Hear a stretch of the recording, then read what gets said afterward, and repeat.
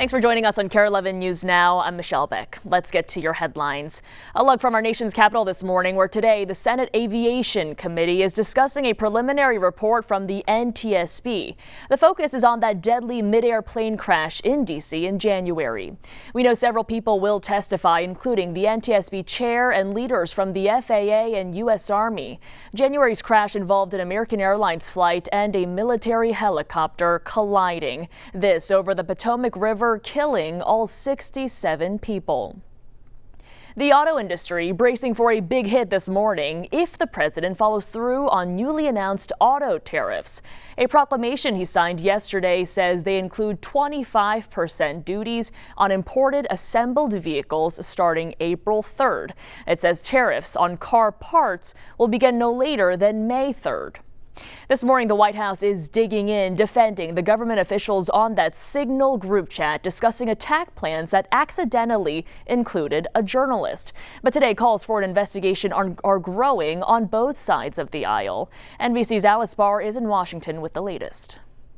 Hi there. Democrats are calling for the national security advisor who created the group and the defense secretary who shared highly sensitive details to resign or be fired. The White House is pushing back, insisting the mission was never compromised. The growing controversy over that sensitive Signal group chat reaching a new stage as the journalist who was inadvertently added alongside top Trump officials released what he says are all of the messages exchanged, including a series from Defense Secretary Pete Hegseth detailing timing and weapons in the hours before U.S. airstrikes on Iranian-backed Houthi forces in Yemen were set to begin.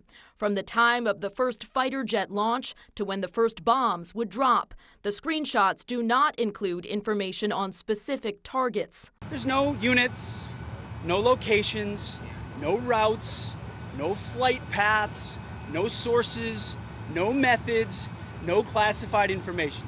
Assertions like that from multiple high-ranking officials that the messages contain nothing classified are why Atlantic editor Jeffrey Goldberg says he chose to release them.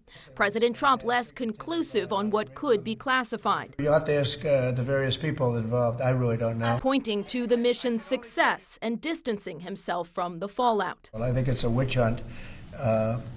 I wasn't involved. This open portion of the For hearing. a second day on Capitol Hill, Democrats, this time in the House, grilling CIA Director John Ratcliffe and Director of National Intelligence Tulsi Gabbard, who were both on the chat. It is outrageous and it is a leadership failure. Some Republicans now voicing concerns. I can't see any rationale for the kind of conversation that took place over Signal for not taking place in a more secure manner than that. The Republican Senate Armed Services Chair calling for an expedited Inspector General investigation. I would have wanted it classified. As Democrats press for firings.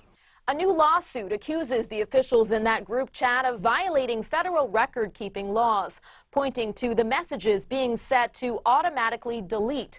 The case was assigned to the same federal judge here in D.C. who recently blocked the White House from using wartime powers to deport Venezuelan migrants, prompting President Trump to call for his impeachment and to rail against him on social media overnight. In Washington, I'm Alice Barr. Back to you. This morning, searchers say they still plan to keep looking for a man missing now for nearly 3 weeks. The crews are focusing around the Crow River in Rogers, where Maurice Jackson was last seen.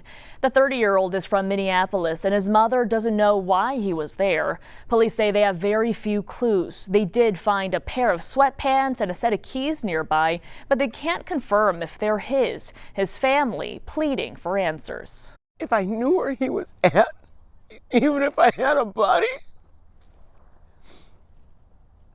I could probably, at least heal. But this not knowing is unbearable. Police say they don't suspect foul play, but still called the case unusual. We did check with them moments ago, but we haven't heard back just yet. There is a tip line posted on KARE11.com if you know anything about what happened to Jackson. This morning, former State Senator Justin Eichorn is at a halfway house and not in a jail cell. This is where he'll spend his time until trial. Eichorn left federal court after a judge granted his release. He's accused of soliciting a minor for sex.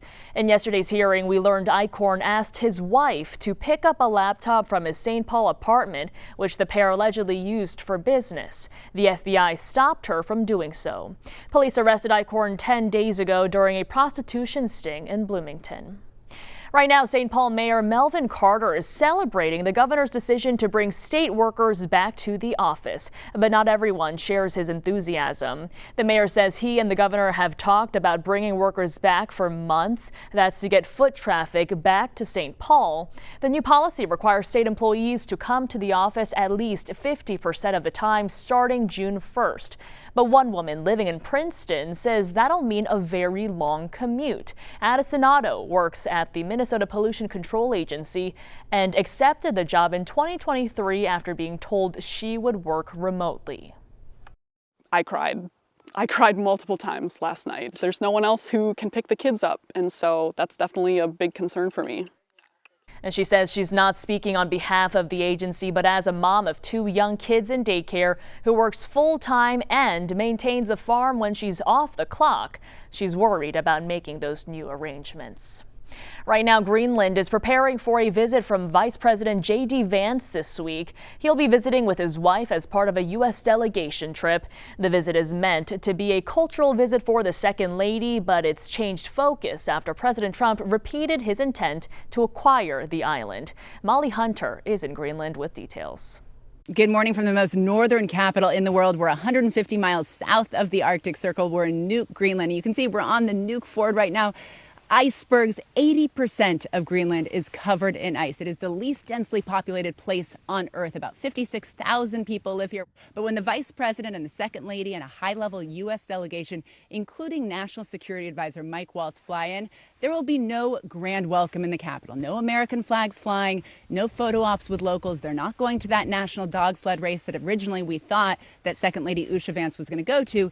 They are now going to fly to the remote Northwest to a space base. They will meet with about 150 U.S. military personnel who are based there, and that's been there for about 75 years. It is the first line of defense for Russian or Chinese, for example, ballistic missiles coming across the Arctic. As far as the Greenlanders we're speaking with here, they say finally people know where they are, where Greenland is, and who they are, that actually people live here. Our taxi driver this morning was joking that actually previously, when you said you're from Greenland, people asked, do people actually live there? So people here like Americans, like their ally America. They're eager to attract American investment, but most of the people we've been speaking to since getting here on the ground don't want to actually be American. Molly Hunter, NBC News, Nuuk, Greenland. Parts of South Carolina under mandatory evacuation orders right now as the Table Rock fire burns out of control. It's one of multiple fires burning in the Carolinas right now, sparked by warm temperatures and strong winds. The region still healing from Hurricane Helene, which hit just a few months ago. Meantime, millions in the U.S. Southeast are facing a fire threat. Wildfires are burning from Maryland all the way down to Florida. Here at home, we're getting more insight into the new vision for the Gopher men's basketball team. Sports director Reggie Wilson went one-on-one with new head coach Nico Medved. I got a picture, Nico, a couple of them. What does this guy think about this guy? Man, it hasn't really sunk in yet. I've had people sending me pictures, of that stuff, but it's surreal. And like I was just mentioned, I think it's going to take still a few days or maybe a week where you're finally sitting here and just kind of let it all, sink in. I did when I had an opportunity to walk in the barn yesterday. There were a couple of moments where you kind of look around and some memories come back and all those things, but you just have to hit the ground running so fast. The Big Ten obviously went through expansion, and on a given night you could be playing Michigan, Michigan State, Iowa, some of these powerhouse teams. How do you feel like you guys can compete? We've got work to do with our roster and all that stuff. I want to challenge ourselves against the best. I mean, this is one of the best leagues, not the best league in the country. Of course it's going to be hard, but anything worthwhile is hard, and we're looking forward to the challenge. Well, the KARE 11 food fight is over and you all showed up. We raised a huge amount of money and food that's already on its way to help feed hungry Minnesotans. We collected enough for 960,000 meals across our state. To break that down into pounds, that's more than 2,300 pounds of food. For the second year in a row, Team Reggie took the lead with more than 1,000 pounds. And this is critical because nearly 2/3 of American households report living paycheck to paycheck. 1 in 5 families struggle with food insecurity. The Salvation Army says those numbers are growing. Stick with us. More news and weather is coming up after the break.